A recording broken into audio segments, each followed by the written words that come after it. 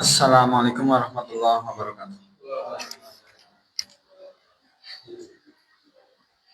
Alhamdulillah, alhamdulillahi ala ihsani wa syukru lahu ala taufiqihi wa amdinani wa asyhadu an la ilaha illallah wahdahu la syarika lahu ta'ziman sya'ni wa asyhadu anna Muhammadan abduhu wa rasuluhu ata'ala ridwani sallallahu alaihi wa ala alihi wa jami'i khani.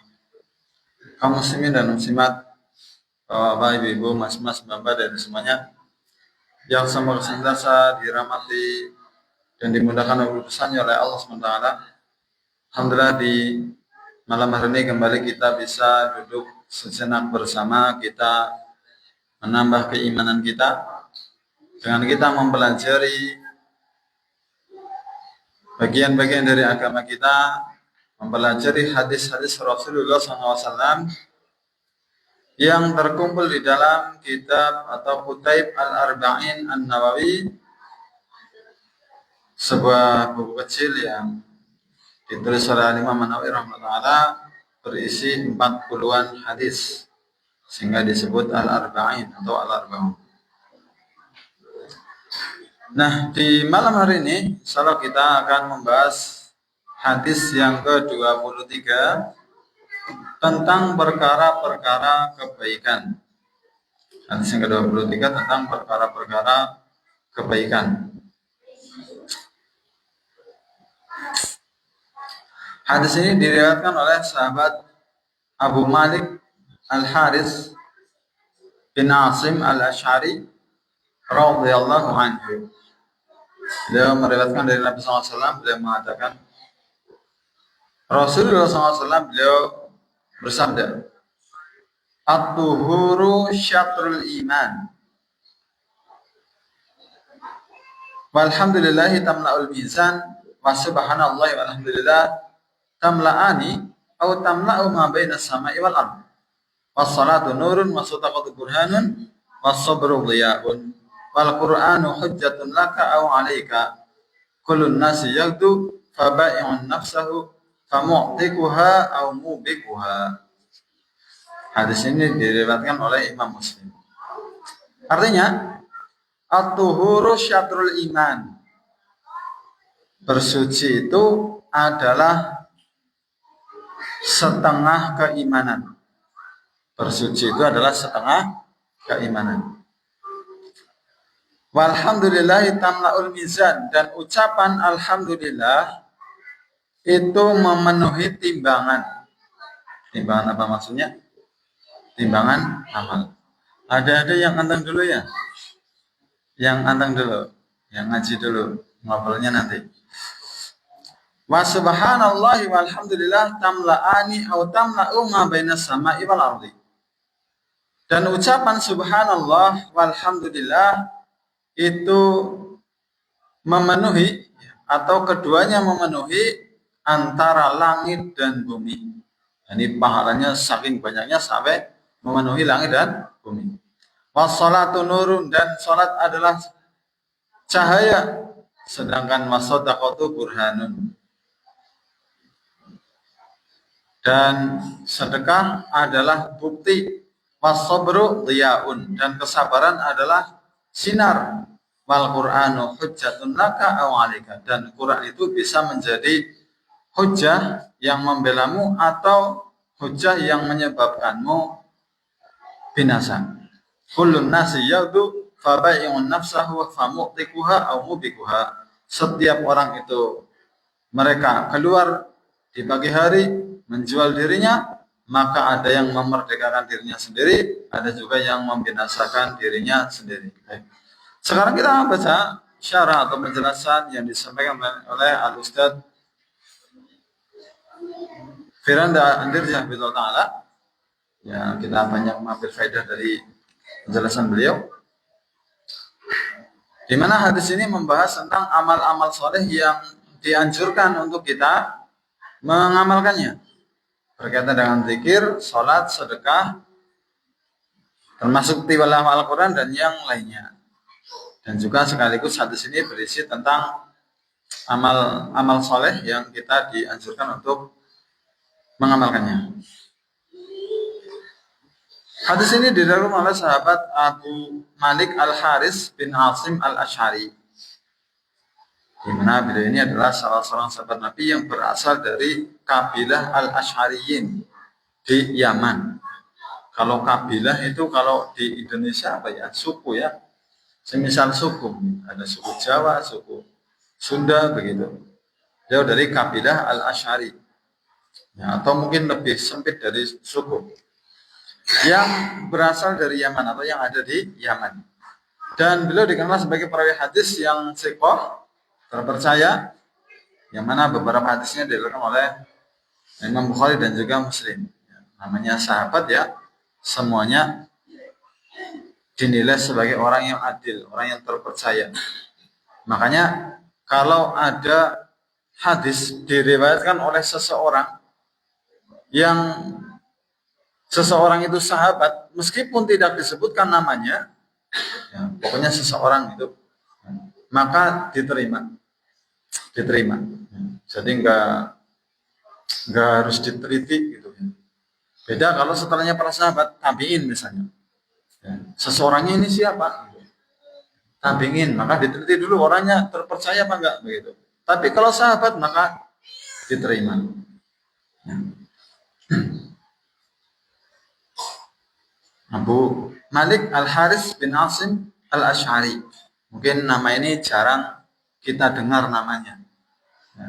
Abu Malik Al-Haris bin Asim Al-Asy'ari. Karena ya, mungkin tidak begitu terkenal dibanding para sahabat yang lainnya.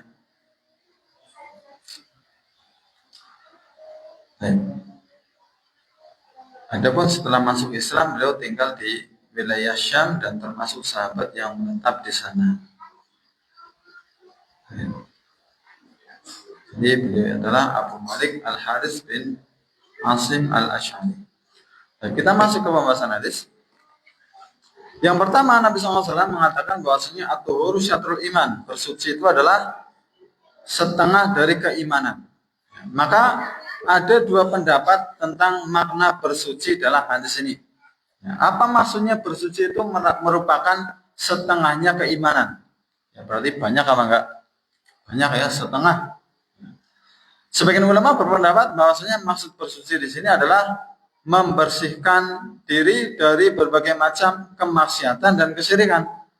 Jadi kalau ada orang dia itu selalu berusaha menjauhi kemaksiatan, menjauhi kesyirikan, menjauhi perbuatan dosa, maka dia orang yang menyucikan dirinya, menyucikan hatinya, dia mendapatkan setengah keimanan. Karena memang kita ini ya memang harus membersihkan dari berbagai macam bentuk dosa, baik yang kecil maupun yang besar. Membersihkan diri dari ketergantungan kepada selain Allah. Sehingga hati kita ini hanya bergantung hanya untuk Allah. Ini sebagian ulama menyebutkan bahwa makna bersuci ini adalah menyucikan diri dari dosa dan kemaksiatan. Adapun yang kedua, sebagian ulama menafsirkan atau memaknai hadis ini, yang dimaksud bersuci di sini adalah sesuatu yang kita ketahui. Yani bersuci dari apa? Dari hadas, bersuci dari najis. Ya, bersuci dari hadas, bersuci dari dari najis. Berwudu, mandi junub, tayamum, ya, atau menyucikan diri dari najis dengan cara yang lainnya, ya, mencuci, ya, mengelap mengusap, mengelap gitu. Sesuai dengan jenis najisnya. Sehingga makna iman pada hadis ini adalah sholat. Yani bersuci adalah setengah iman, itu bisa dimaknai dengan berwudu adalah setengah sholat. Berwudu adalah setengah sholat. Karena memang namanya manusia itu tidak sah sholatnya tanpa wudu. Kalau orang sholat tapi nggak wudu, maka nggak sah sholatnya. Atau wudunya nggak sah, maka sholatnya juga tidak sah. Dan Allah SWT menyebutkan tentang sholat di dalam Al-Quran, diantaranya Allah menyebutkan sholat dengan lafaz keimanan. Ini sebagaimana disebutkan dalam surat Al-Baqarah ayat 143, yang mana ada kisahnya dalam hal ini, di mana dahulu Nabi SAW ketika di kota Madinah, sholat itu dulu kiblatnya menghadap Baitul Maqdis,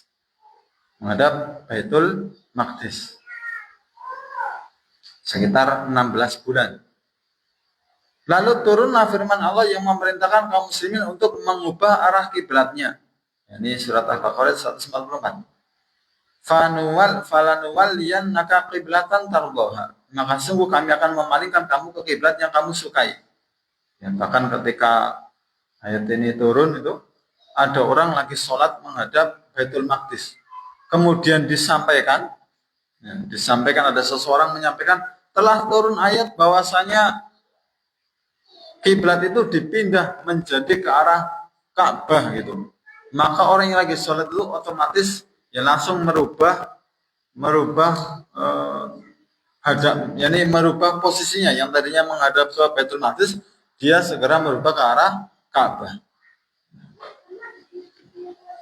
Maka para sahabat yang di Madinah sudah sejak lama sholat menghadap ke Baitul Maqdis.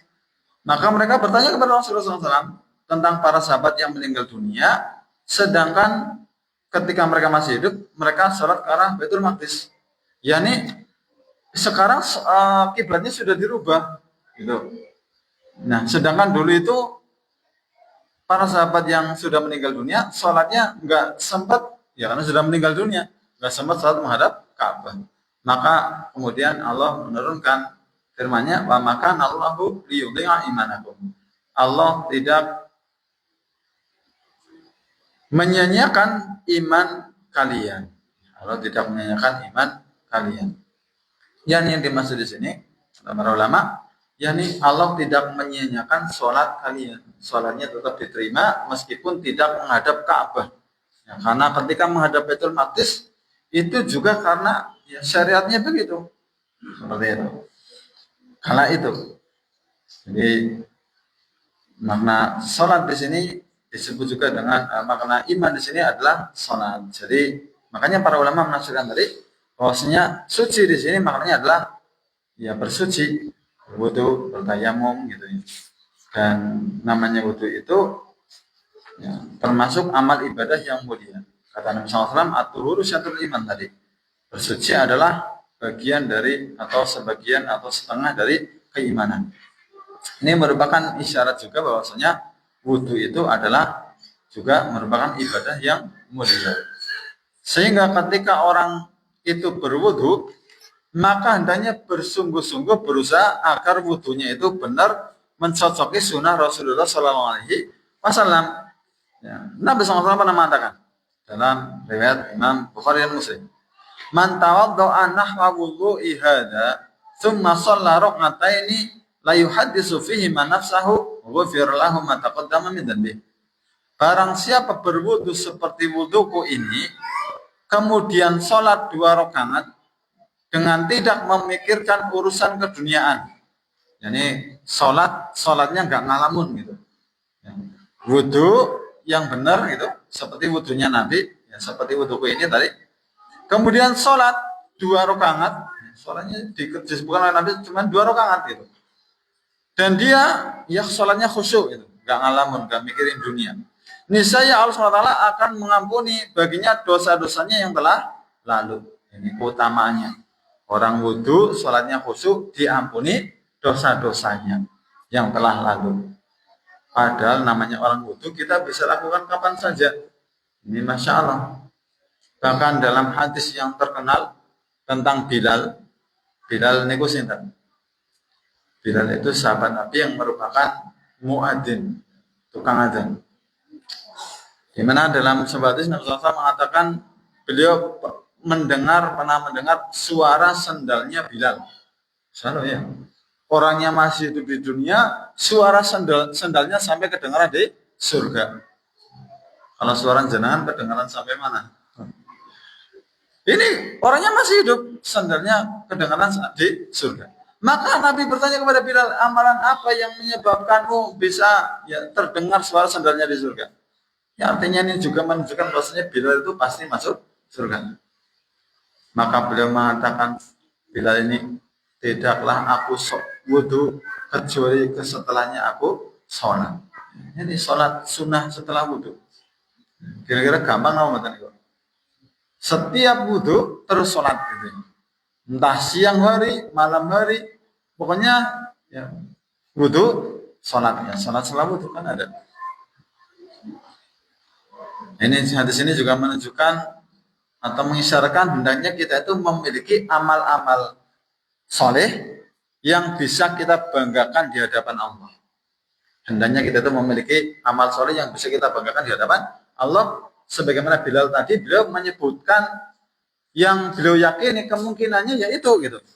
Karena itu beliau yang paling beliau harapkan. Beliau tidak menyebutkan amalan-amalan yang lain yang mungkin besar gitu. Menurut kita, mungkin saya sedekah sekian miliar gitu ya. Atau saya sholat semalam suntuk, sholat tahajud terus gitu ya. Atau puasa sering banget puasa. Enggak. Bila wudhu, sholat. Setiap wudhu lagi, sholat lagi. Begitu. Maka masing-masing kita memiliki amalan-amalan yang Allah mudahkan untuk kita. Amalan yang Allah mudahkan untuk saya, belum tentu dimudahkan untuk jenengan. Amalan yang dimudahkan untuk jenengan, belum tentu Allah mudahkan untuk saya. Maka ketika kita memiliki atau mampu untuk melakukan sebuah amalan, yang itu mudah bagi kita, hendaknya kita itu berusaha untuk istiqomah, untuk terus menerus. Ya, ada orang dimudahkan membaca Al-Quran, hendaknya dia banyak membaca Al-Quran. Yang lain enggak dimudahkan. Ada orang dimudahkan sedekah, hendaknya banyak bersedekah, sering-sering bersedekah. Ada orang dimudahkan berpuasa sunnah, hendaknya dia ya, istiqomahkan. Karena itu yang mudah baginya. Jadi Allah membagi-bagi amalan ini juga sebagaimana Allah membagi rezeki. Dan masing-masing kita itu tahu amalan apa yang Allah mudahkan untuk diri kita. Ada juga orang yang dimudahkan amalan yang banyak. Baca Al-Quran banyak, bisa banyak baca Al-Quran. Ditambah bisa banyak sedekah, bisa banyak sholat malam, bisa banyak puasa sunnah. Ini Masya Allah. Keistimewanya besar. Sehingga pintu-pintu surga itu banyak terbuka untuk dirinya. Maka kita hendaknya mengenali diri kita. Saya ini amalan apa sih yang Allah mudahkan bagi saya? Yang saya bisa terus istiqomah begitu. Maka hendaknya kita itu berusaha untuk menetapi amal tersebut. Orang lain belum tentu dimudahkan seperti kita. Makanya kita bersyukur kalau kita dimudahkan beramal soleh, bisa istiqomah terus menerus, rajin rutin. Itu tanda kebaikan dari Allah SWT. Sebagaimana kita dimudahkan di hari ini, di malam hari ini, kita duduk di majelis ilmu, kita mengingat sabda Nabi kita Muhammad SAW, man yuridillahu bi khairan yufaqihu fiddin.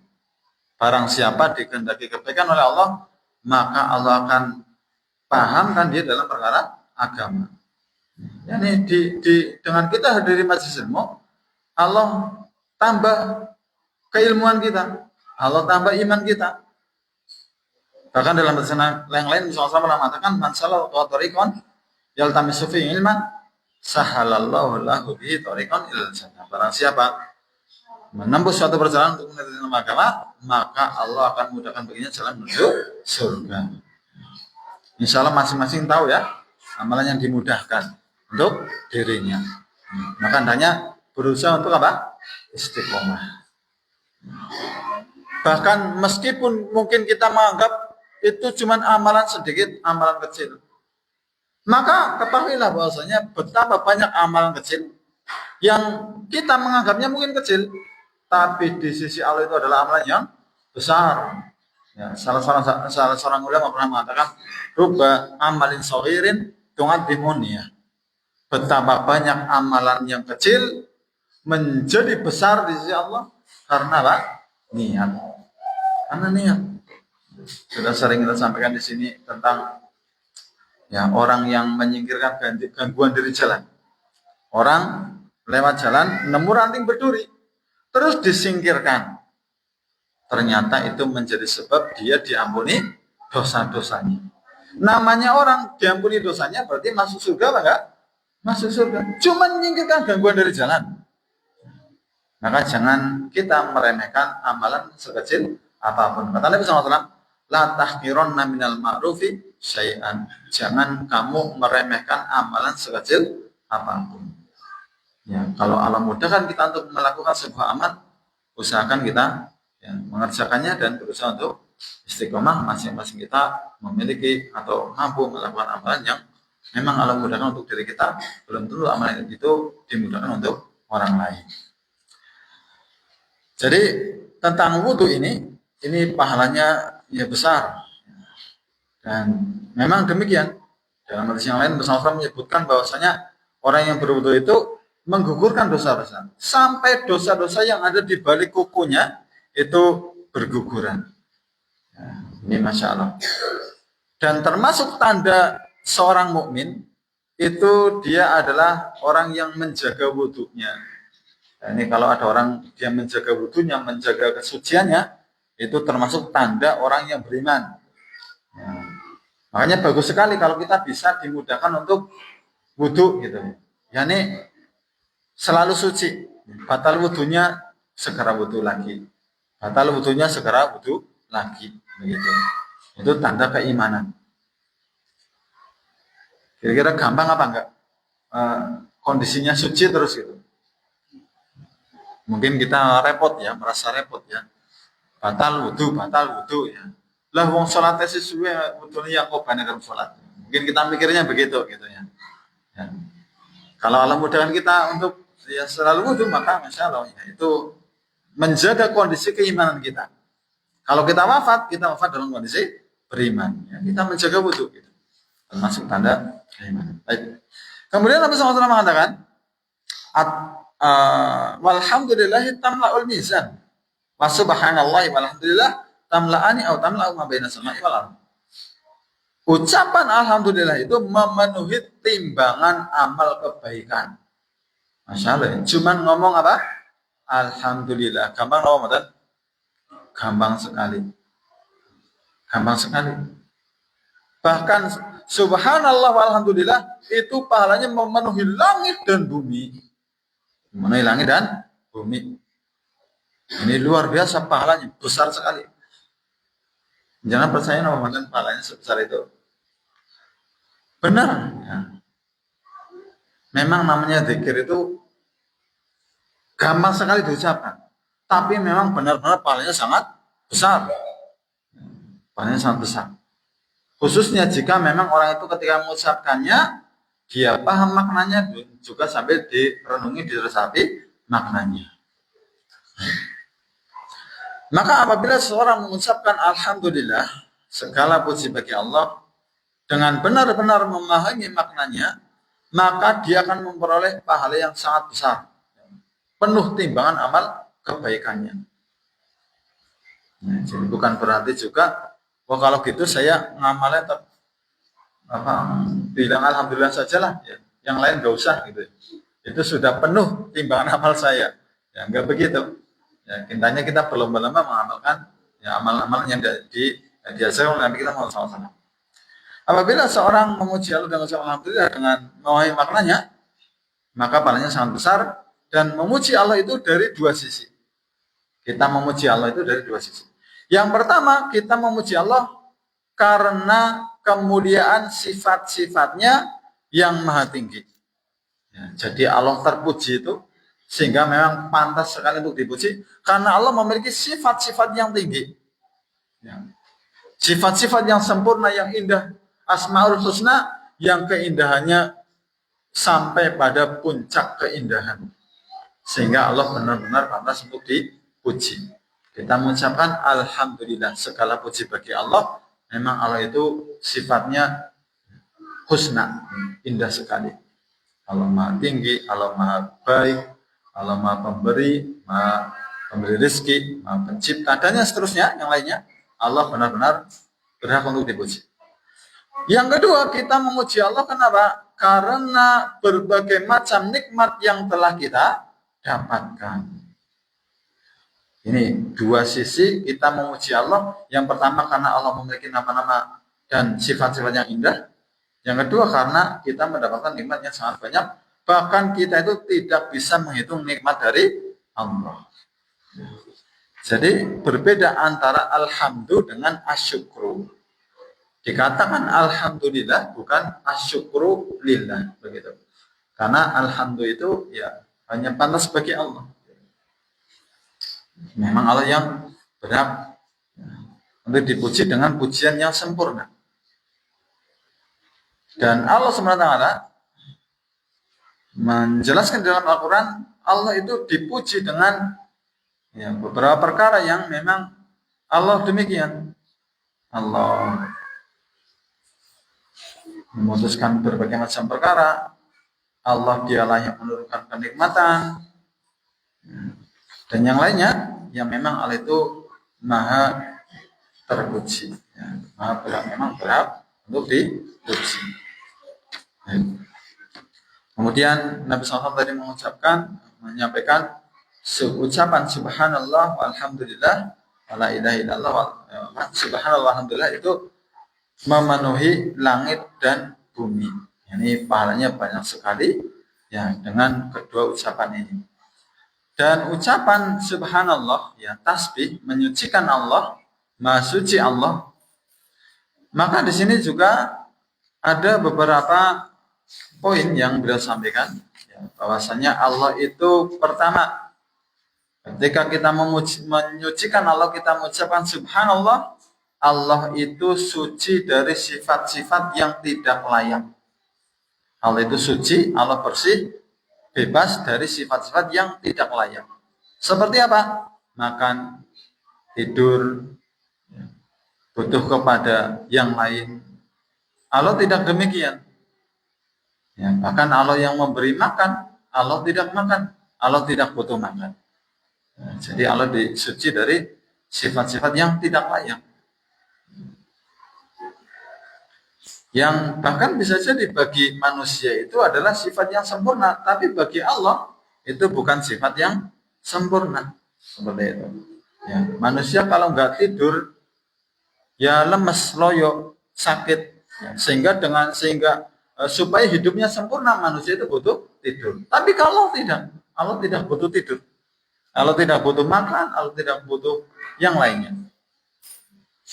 Ini menyucikan Allah dari sifat-sifat yang tidak layak. Yang kedua, kita menyucikan Allah dari berbagai macam kekurangan. Ini menyucikan Allah dari berbagai macam kekurangan. Seperti apa? Misalnya Allah itu capek, Allah itu ngantuk, gitu ya. Allah itu lupa. Ini kekurangan, maka Allah tidak memiliki kekurangan. Kita sucikan Allah dari berbagai macam kekurangan. Yang ketiga, kita tidak menyamakan Allah dengan makhluknya. Ini termasuk bentuk kita menyucikan Allah adalah yang ketiga, kita tidak menyamakan Allah dengan makhluknya. Kita manusia punya tangan. Allah juga punya tangan. Apakah serupa? Tidak. Kita punya wajah. Allah punya wajah. Apakah serupa? Tidak. Allah tidak ada yang menyerupai suatu apapun. Allah sebutkan dalam surat Asy-Syura ayat 11, laisa kamitslihi syai'un wa huwas samiul basir.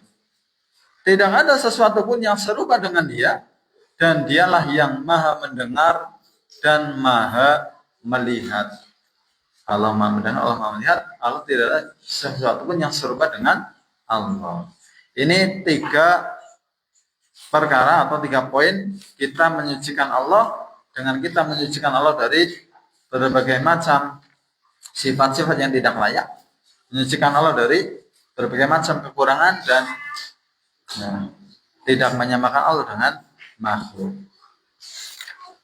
Maka hendaknya kita menjadi orang yang banyak bertasbih, banyak bertahmid. Kita banyak-banyak berzikir subhanallah walhamdulillah. Syukur-syukur ditambahi la ilaha illallah wallahu akbar.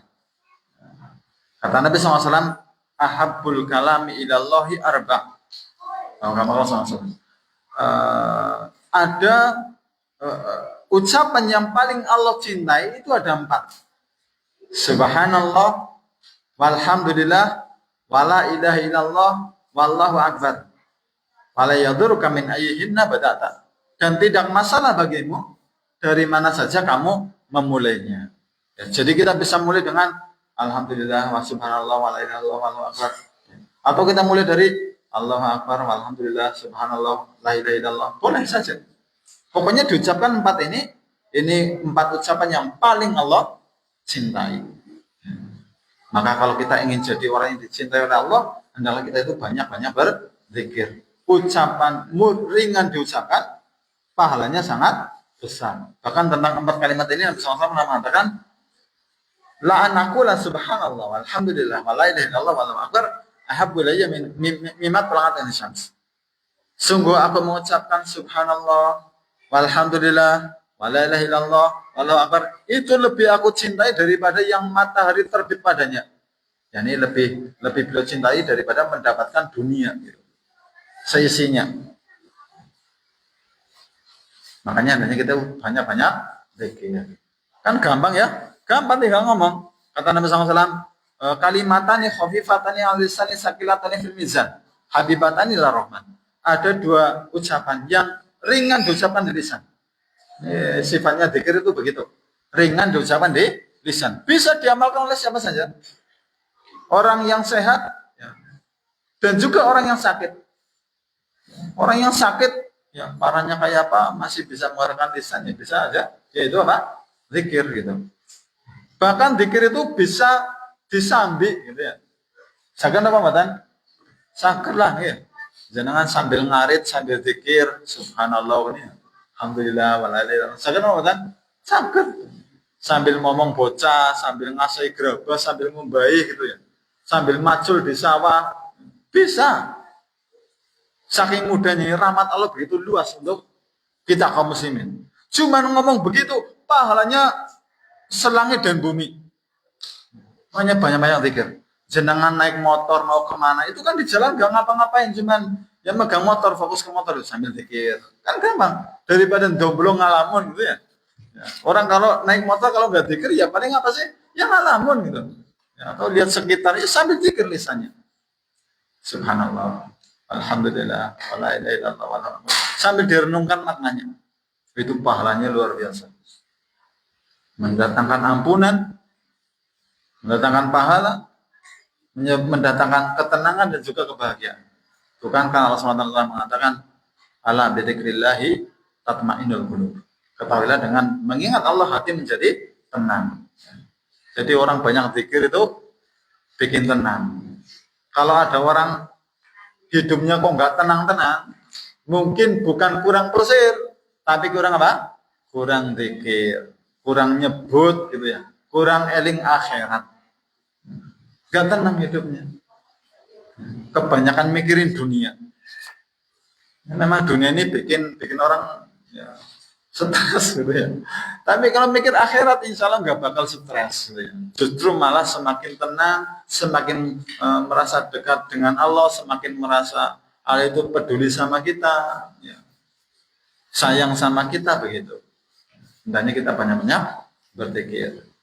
Tadi ada 2 kalimat, 2 ucapan yang mudah diucapkan di lisan, berat di timbangan amal, dan dicintai oleh Allah Ar-Rahman.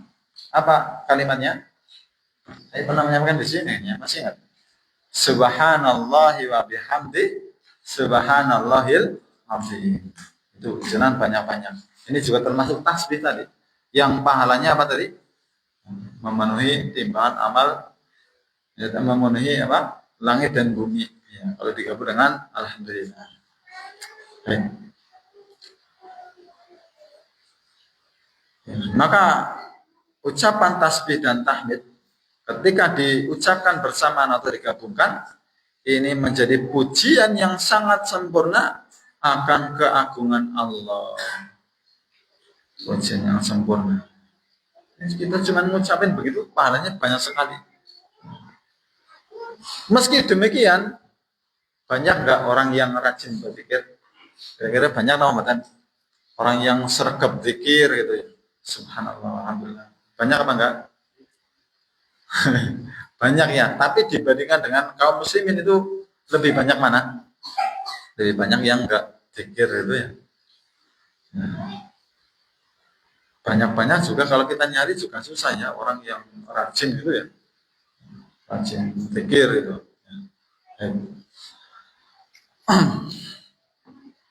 Paling zikir habis sholat gitu ya.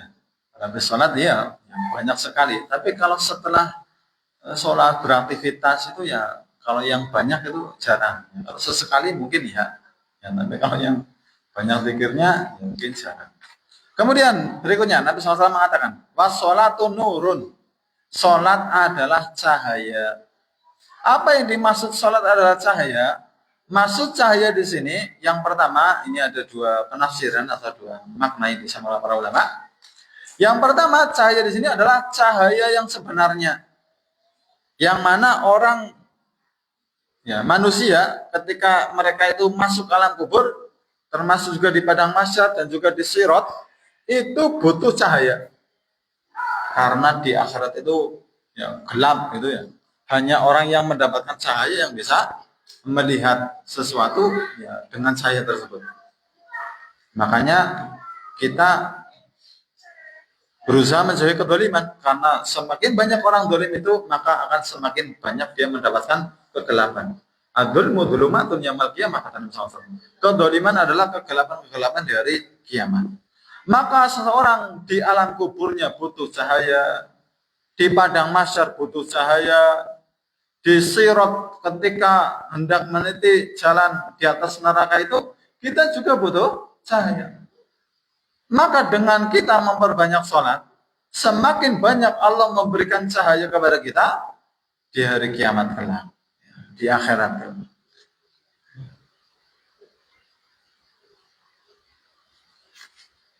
Sehingga kita bisa berbahagia dengan cahaya tersebut. Dan inilah yang diminta ya, oleh orang-orang yang memintanya, yang Allah sebutkan di dalam surat At-Tahrim ayat 8. Ya mala yukhzillahu nabiyya walladzina amanu ma nuruhum yas'a baina aydihim wa bi aymanihim.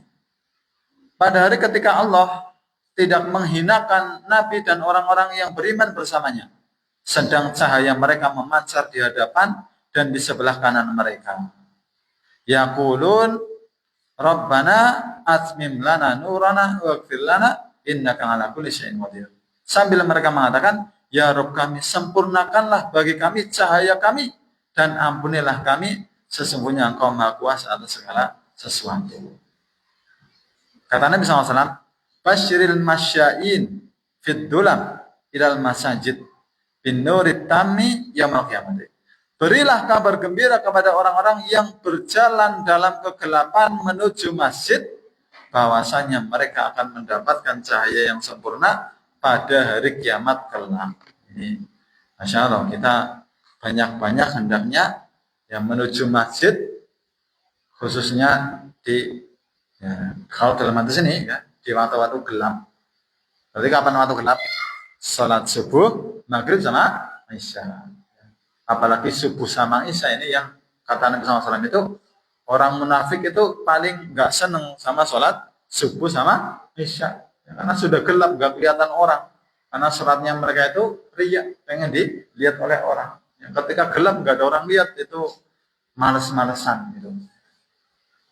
Kalau di kita yang jarang orang sholat jamaah itu biasanya waktu apa? Duhur sama asar ya. Masih pada di kerjaan, masih pada di si ngarit si nasawah. Ya kalau pas waktunya duhur ya segera siap-siap aja. Ngaritnya sudah dulu, nanti dilanjut lagi gitu ya. Kalau ngaritnya atuh ya di situ sholatnya. Jenengan adzan piyambak ya komat sholat. Gitu.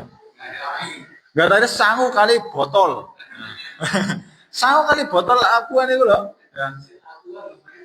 Jenengan air segelas ini bisa untuk wudhu Pak? Sakit. Ya. Wudhunya dikit-dikit ngambil airnya. Bisa. Bahkan apa? Nabi itu menganjurkan kalau kita lagi di padang pasir di tempat yang sepi itu, kita sholat di situ. Kita adzan. Yani yang mana suara adzan itu kalau kita adzan, maka semua yang mendengar suara adzan kita itu akan bersaksi untuk kita kelak dari kiamat. Karena kalau kita mungkin ngarit kalau di sini di mana, di tengah sawah jauh dari masjid, dari desa itu ya, di sana atau di hutan gitu. Kalau saya dulu ngaritnya di Ngalas gitu. Di Alas kan jauh dari desa, dari masjid ya. Bisa di situ adzan. Maka semua yang mendengar suara adzan kita itu akan menjadi saksi bagi kita kalau dari kiamat. Makanya orang yang adzan itu pahalanya banyak. Makanya kalau jenengan bisa ya, amalkan ini adzan. Apalagi adzan sekarang pakai corong. Oh itu orang sedesa bisa dengar. Kalau adzan zaman dulu nggak ada corong, paling yang dengar ya mungkin se-RT lah gitu ya. Kalau sekarang sedesa, ya, pahalanya tambah banyak. Masya Allah. Adzan. Makanya semangat kalau kita adzan gitu ya. Apalagi adzan pagi, adzan subuh. Masya Allah. Baik. Jadi sholat itu merupakan cahaya dari kiamat. Adapun yang kedua maknanya kata para ulama, cahaya di sini maknanya itu ya masih majas, gitu, bersifat majas, yakni secara maknawi. Maksudnya apa? Maksudnya adalah petunjuk. Di mana orang yang menjaga sholat dia akan diberi petunjuk oleh Allah. Makanya Allah SWT berfirman, Inna sholata tanha 'anil fahsya'i wal munkar. Sesungguhnya sholat itu mencegah pelakunya dari perbuatan keji dan mungkar. Ya. Jadi perbuatan keji dan mungkar. Jadi apabila ada orang dia mungkin banyak melakukan maksiat, banyak melakukan kemungkaran, tapi dia orang yang rajin mendirikan sholat, maka suatu saat dia akan terhenti dari melakukan kemungkaran tersebut. Jadi Allah tetap memberinya petunjuk untuk mampu bertobat gitu. Karena dia itu masih terus terhubung dengan Allah. Sehari 5 waktu. Berarti selalu ya, terhubung dengan Allah. Allah akan ingat kepadanya. Fadkuruni adkurkum, kata Allah SWT. Ingatlah kepadaku, niscaya aku akan ingat kepada kalian. Maka orang yang senantiasa menjaga sholatnya, meskipun dia pelaku maksiat, suatu saat dia akan kembali ke jalan yang lurus berdasarkan ayat ini. Bahwasanya sholat itu bisa mencegah dari perbuatan keji dan mungkar. Oleh karena itulah, apabila kita belum mengatakan di sini, kita mendapati sanak saudara atau kerabat kita yang terjerumus ke dalam kubang kemaksiatan, kita nasihati dia agar jangan sampai meninggalkan sholat. Tetap ingat sholat. Hal ini dikarenakan jika dia meninggalkan sholat, dikhawatirkan dia meninggal dalam kondisi su'ul khotimah. Dalam kondisi su'ul khotimah. Makanya perkara sholat ini penting. Bahkan sholat itu merupakan penentu keadaan seorang dari kiamat kelak. Nabi SAW pernah mengatakan, Inna awwala ma yuhasabu bil abdu yaumil qiyamati min amali sholatuhu. Sesungguhnya amal yang pertama kali dihisab dari kiamat dari amalan seorang hamba adalah sholatnya. Fa in saluhat faqad aflaha wa anjaha wa in fasadat faqad khaba wa khasira. Kalau dia sholatnya beres, sholatnya bagus, sholatnya baik, maka dia akan menjadi orang yang beruntung dan selamat. Sholat. Jadi yang pertama kali dihisab, pertama kali dinilai, diperhitungkan itu sholatnya itu. Next sholatnya apik, ya. Sholat yang bagus itu bagaimana? Ya dijaga 5 waktunya, dijaga, ditunaikan rukun-rukunnya, syarat sahnya, wajibnya. Makanya kita harus belajar sholat yang benar, jangan asal-asalan sholat, ya. Apa istilahnya rubuh-rubuh gedang itu ya. Wes yang penting ruku melu ruku, sujud melu sujud. Ya. Asal aja gitu ya. Padahal ruku itu ada tata caranya, sujud ada tata caranya.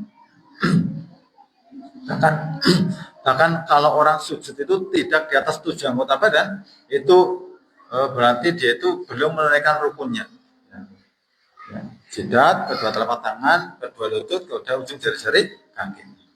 Tapi kalau sholatnya buruk, ya, sholatnya rusak, maka dia akan menjadi orang yang rugi dan celaka. Makanya perkara sholat wajib ini kita harus benar-benar perhatian dengan sholat kita. Baru kalau yang wajib ya beres, ya ini sudah bagus. Ya, kita perhatian lagi dengan sholat sunnah kita, atau hendaknya kita itu yang menambah sholat wajib itu dengan sholat sunnah, karena sholat sunnah itu akan menggenapkan kekurangan dari sholat wajib kita.